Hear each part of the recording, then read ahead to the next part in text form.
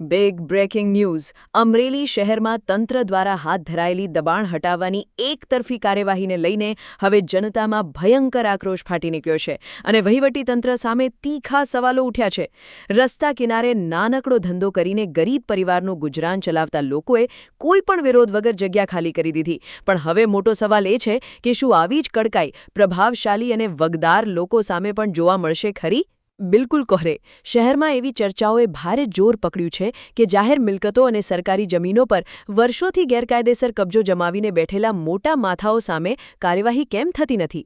સામાન્ય અને લાચાર લોકો સામે સપાટો બોલાવતું તંત્ર આ પ્રભાવશાળી વર્ગ સામે આવીને મૌન કેમ થઈ જાય છે?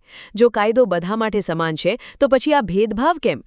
જનતા હવે આ એકતરફી બુલડોઝર એક્શન સામે ખુલ્લેઆમ પ્રશ્નો પૂછી રહી છે। જી હા, હવે સમગ્ર અમરેલી શહેરની નજર તંત્રના આગામી પગલા પર મંડાયેલી છે। જો મોટા માથાઓ સામે પણ આવી જ કડક કાર્યવાહી થશે તો જ કાયદાની નિષ્પક્ષતા પર જનતાનો વિશ્વાસ મજબૂત બનશે, અન્યથા તંત્ર પર પક્ષપાતના આક્ષેપો વધુ તેજ થશે। અમરેલીથી અમારા બ્યુરો રિપોર્ટ બાબુભાઈ વાઢેર સાથે ઇન્ડિયન ટીવી ન્યૂઝ ગુજરાત।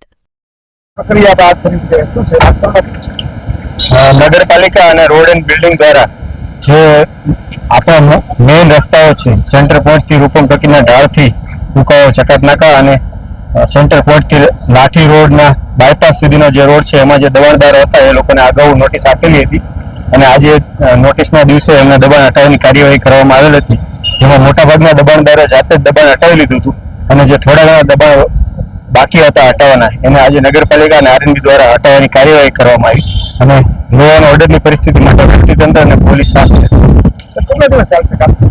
હાલ તો અત્યારે આજનો દિવસ છે, ફરી વખત નોટિસનો જ્યારે પણ દિવસ આવશે ત્યારે ફરી વખત કરવામાં આવશે।